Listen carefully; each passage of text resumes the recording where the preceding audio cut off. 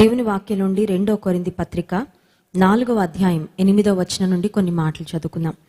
ఎటుపోయినను శ్రమపడుచున్నను ఇరికింపబడు వారము కాము, అపాయములో ఉన్నను కేవలము ఉపాయము లేని వారము కాము, తరుమబడుచున్నను దిక్కులేని వారము కాము, పడద్రోయబడినను నశించు వారము కాము.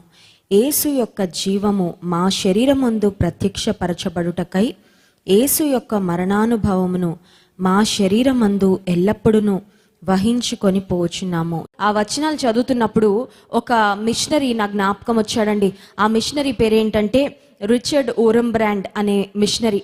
చాలా గొప్ప మిషనరీ అండి. చాలా గొప్ప మిషనరీ అని ఎందుకు చెప్తున్నానంటే, క్రీస్తు ప్రభు యొక్క శ్రమలలో సహానుభవమును కలిగిన దైవజనుడు అని ఖచ్చితంగా చెప్పాలి. ఆయన అర్మేనియా అనే దేశంలో పుట్టాడు. ఆ తర్వాత రొమేనియా అనే దేశం, అంటే దాని పొరుగు దేశంగా ఉన్న రొమేనియా అనే దేశంలోకి సువార్త సేవ నిమిత్తము వెళ్ళాడు. బైబిల్ పట్టుకొని వెళ్ళాడు. కానీ ఆ సమయంలో ఈ రష్యా తర్వాత ఈ దేశాలన్నీ కూడా సోవియట్ యూనియన్గా ఉంటూ ఉండేవి. ఆ దేశాలన్నీ మరి దేవుణ్ణి నమ్మని కమ్యూనిస్టిక్ ఐడియాలజీస్తో నింపబడిన దేశాలు. దేవుడు అంటే వాళ్ళకి అదొక భ్రమ, ఒక పిచ్చి. దేవుణ్ణి ఖచ్చితంగా నమ్మరు. ఒకవేళ దేవుణ్ణి ఎవరైనా నమ్మితే మన దేశంలాగా మరి సెక్యులర్ భావాలు ఆ దేశంలో లేవు. కానీ ఒకవేళ ఏ దేవుణ్ణన్నా ఎవరైనా విశ్వసిస్తే వారిని జైల్లో వేసి భయంకరంగా టార్చర్ చేసి దేవుడు లేడు అని చెప్తే వదిలేసేవారు. దేవుడు ఉన్నాడు, నేను పలానా దేవుని నమ్ముతున్నాను, పలానా దేవునికి ప్రార్థన చేస్తున్నాను అని గనక ఎవరైనా మతపరమైన కార్యక్రమాలు చేపడితే వారిని భయంకరంగా టార్చర్ చేసేవాళ్ళండి. రిచర్డ్ ఓరంబ్రాండ్ గారు, ఆయన భార్య సబీనా ఓరంబ్రాండ్, వారికి ఒక కుమారుడు ఉన్నాడు. మరి ఈ దైవజనుడు ఎప్పుడైతే యేసుక్రీస్తు ప్రభు యొక్క సువార్తను ప్రకటించడం ప్రారంభించాడో ఆ భయంకరమైన ప్రాంతాల్లో, ఆ బీడు భూములలో వాక్యపు గింజలను నాటుతూ అనేకమైన హోమ్ చర్చెస్ స్థాపిస్తూ ఉండగా ఆ విషయము మరి అక్కడ గవర్నమెంట్కు తెలిసి రిచర్డ్ ఓరంబ్రాండ్ గారిని తీసుకువెళ్ళి జైల్లో వేశారు. 14 సంవత్సరాలు, ఫర్ 14 లాంగ్ ఇయర్స్, 14 సుదీర్ఘ సంవత్సరాలు ఆయన జైలు గోడల మధ్యలో బ్రతికారండి. జైలు గోడల మధ్యలో, అది కూడా అండర్ గ్రౌండ్ జైలు అంట. నాకు కూడా నా బాల్య దినాల్లో నాకు జ్ఞాపకం ఉంది.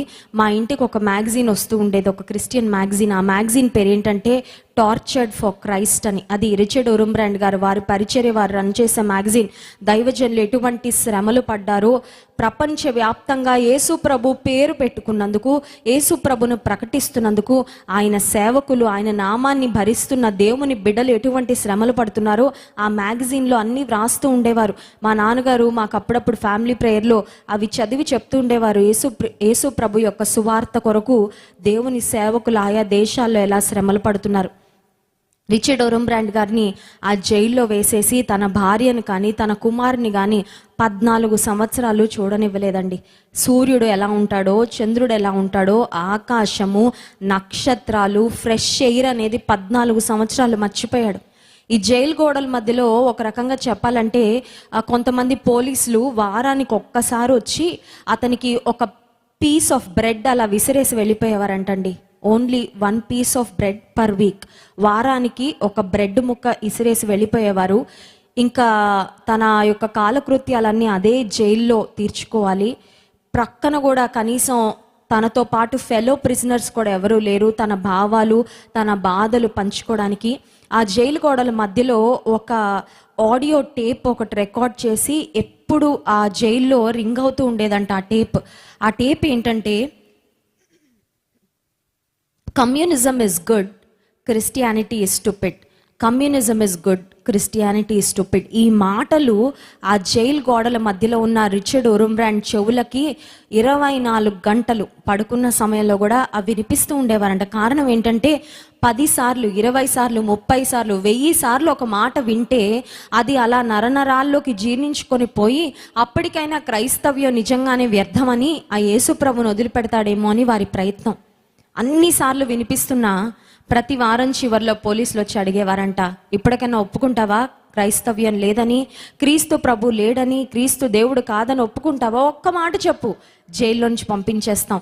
ఒక్క మాట ఒప్పుకో, నీ విశ్వాసము నిజమైంది కాదని ఒక్క మాట ఒప్పుకో. జస్ట్ డినై క్రైస్ట్, క్రీస్తును డినై చెయ్యి, క్రీస్తు లేడని ఒప్పుకో, క్రీస్తు ప్రభు నీ దేవుడు కాదని ఒప్పుకో, వెంటనే నిన్ను జైలు నుంచి విడుదల చేస్తామంటే దైవజనుడు 14 సంవత్సరాలు ఆ మాట మాత్రం చెప్పలేదండి.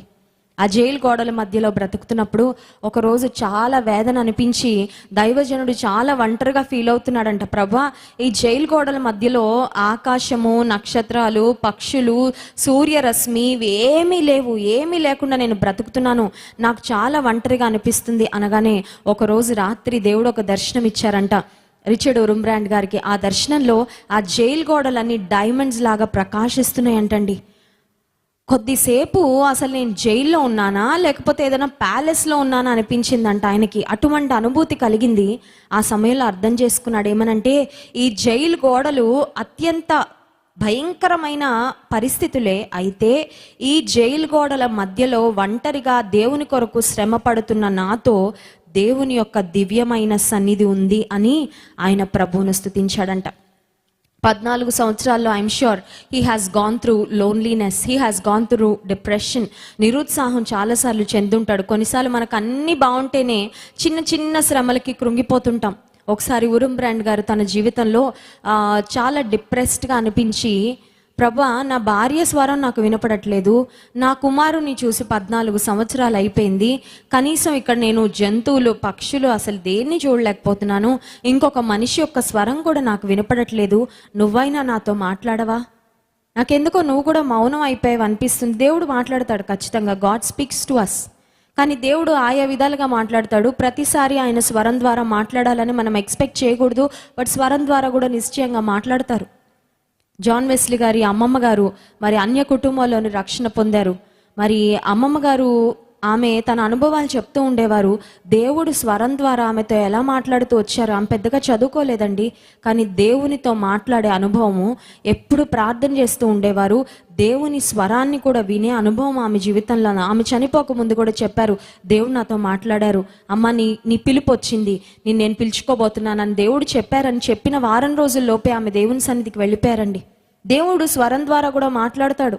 నీకు దేవుని స్వరం వినాలని ఆశ ఉంటే దేవుడు ఖచ్చితంగా నీతో మాట్లాడతాడు. ఒకరోజు ఉరుంబ్రాండ్ గారు ఆ జైలు గోడల మధ్యలో కూర్చొని నిరాశగా, ప్రభా, నాతో మాట్లాడడానికి ఎవరూ లేరు, నాతో కమ్యూనికేట్ చేయడానికి ఎవరూ లేరు, నేను నీ నామం కొరకు ఈ జైలు గోడల మధ్యలో ఉన్నాను, నాతో ఒకసారి నువ్వు మాట్లాడవా అని అడిగారంట. అడిగిన ఆ సమయంలో దేవుని స్వరము అతనికి వినపడింది. ఆ వాల్స్ కూడా సౌండ్ ప్రూఫ్ వాల్స్ అంటండి. ఆ జైలు గోడలు కూడా బయట శబ్దాలు ఏవి లోపలికి రాకుండా అంత పకడ్బందీగా కట్టిన ఆ జైల్ సెల్స్ అంట. ఆ జైలు గోడల మధ్యలో దేవుని స్వరము ఉరుంబ్రాండ్ గారికి వినపడింది. దేవుడు ఏం మాట్లాడారు తెలుసా అండి? నీ పేరేంటి అని అడిగారంట. What is your name? What is your name అనగానే రిచర్డ్ ఉరుంబ్రాండ్ గారు దేవునితో ఏం చెప్పారంటే, Jesus, I have no name. ఎందుకంటే నేను ఉరుంబ్రాండ్, నేను రిచర్డ్ అని నేను అనుకోవట్లేదు. ఎందుకంటే 14 years అయిపోయింది. నా బాహ్య జీవితము, నా స్థితిగతులు, నాలో ఉన్న కోపాలు, ఆహాలు, నా అలవాట్లు, I'm totally a different person here. నా పేరు కూడా నేను మర్చిపోయిన పరిస్థితి. ఒక మాటలో చెప్పాలంటే నాకు పేరు లేదు. అయితే రిచర్డ్ ఉరుంబ్రాండ్ గారు యేసు ప్రభుతో చెప్పిన మాట ఏంటంటే, Jesus, I have no name, but please allow me to bear your name. నీ పేరు ధరించడానికి, భరించడానికి నాకు ఒక అవకాశం ఇయ్యా అని అడిగారంట. హల్లెలూయా.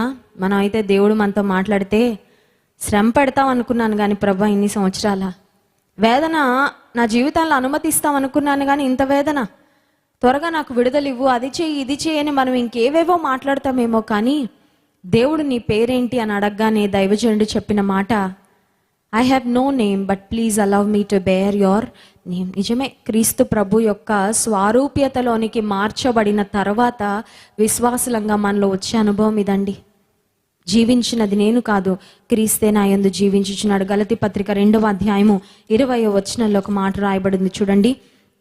గలతీ పత్రిక 2వ అధ్యాయం 20వ వచనం, నేను క్రీస్తుతో కూడా సిలువ వేయబడి ఉన్నాను, ఇకను జీవించువాడను నేను కాను, క్రీస్తే నా యందు జీవించుచున్నాడు. నేను ఇప్పుడు శరీరం అందు జీవించుచున్న జీవితము నన్ను ప్రేమించి నా కొరకు తన్ను తాను అప్పగించుకుని దేవుని కుమారుని యందలి విశ్వాసము వలన జీవించుచున్నాను. Not I but Christ. నేను కాదు, క్రీస్తే నా యందు జీవించు. కొన్నిసార్లు నేను అని ఎంత బాగా చెప్పుకుంటాం కదండి. నాకు ఇష్టం ఉండదు ఇలా, నాకు ఇది అలవాటు, నాకు ఇది ప్రిఫరెన్స్, నేను ఇలాగే ఉంటాను, నువ్వు నాతో ఫ్రెండ్షిప్ చేయాలంటే నువ్వు మారుగా, నేను మాత్రం మారను.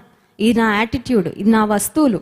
చూడండి, నా నా నా నా నా నా ఐ అనే మాట చాలాసార్లు దేవునికి దూరంగా ఉన్నప్పుడు ఐ అనేది ఒక మ్యాగ్నిఫైడ్ లెటర్గా కనబడుతూ ఉంటుంది మన జీవితంలో.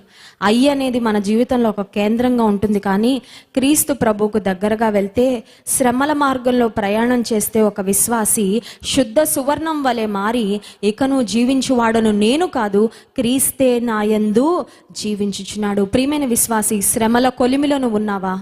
దేవుణ్ణి అడుగు, ప్రభువా నీ స్వారూప్యత నాలో కనబడాలి, నీ రూపం నాలో కనబడాలి, నీ పోలిక నాలో కనబడాలి. ఈ శ్రమల కొలిమిలో నేను శుద్ధి చేయబడాలి, శుద్ధీకరించబడాలి. నేను అనేది చచ్చిపోవాలయ్యా, నేను చనిపోవాలి. నేను చనిపోవాలంటే బాహ్యంగా నేను కాదు, కానీ నాలో ఉన్న అహము చనిపోవాలి. నేను నీ కొరకు బ్రతకాలి. ఇక నువ్వు జీవించువాడను నేను కాదు, క్రీస్తే నా యందు జీవించుచున్నాడు అనే అనుభవంలోనికి నేను వెళ్ళాలి అని నువ్వు అడగగలిగితే, నీ శ్రమలు నీకు ఒక గొప్ప ఆశీర్వాదంగా మారుతాయి. ఇంకొక మాట చూపించి నేను ముగిస్తాను. యోబు గ్రంథం 42వ అధ్యాయంలో శ్రమలలో PhD చేసిన యోబు భక్తుని యొక్క అనుభవము ఒక్క మాట మనం చదువుకొని ముగించుకుందాం. యోబు గ్రంథం 42వ అధ్యాయము 5వ వచనం. వినికిడి చేత నిన్ను గూర్చిన వార్త నేను వింటిని, అయితే ఇప్పుడు నేను కన్నులారా నిన్ను చూచుచున్నాను. యోబు చెప్తున్న మాట ఏంటంటే, శ్రమలకు ముందు దేవా నిన్ను గూర్చి విన్నాను, I've heard about you but now my eyes have seen you. శ్రమల తర్వాత నిన్ను చూశానయ్యా, శ్రమల తర్వాత నిన్ను చూశాను. నువ్వు వెళ్తున్న శ్రమలలో దేవుని చూసే అనుభవం నీకు దక్కుతుంది. నీకు తెలుసా? నీ వెళ్తున్న ఒంటరితనంలో దేవుని స్వరము వినడానికి, ఆయన ఆదరణ పొందుకోవడానికి దేవుడు నీకు ఒక అవకాశం ఇస్తున్నాడు. గమనించు. అపాయములలో ఉన్నను ఉపాయము లేని వారము కాము. నీకున్న పరిస్థితుల్లో చెప్పు, ప్రియమైన దేవుని బిడ్డ, ఇక నువ్వు జీవించువాడను నేను కాదు, క్రీస్తే నాయందు జీవించుచున్నాడు. అట్టి అనుభవంలో దేవుడు మనందరినీ నడిపించును గాక.